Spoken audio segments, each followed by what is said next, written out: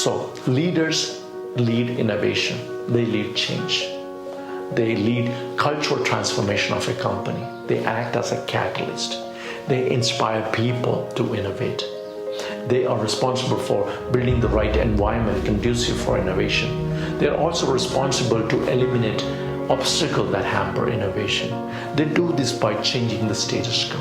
They level up the game. They change the rules of the game. And sometimes they also play the new game to win the marketplace, to dominate, to thrive, and to succeed in these changing times. Because leaders, they reinvent companies.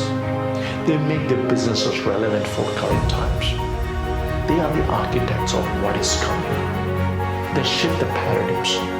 They act with courage. They question assumptions. And they do all this because they ultimately want to innovate.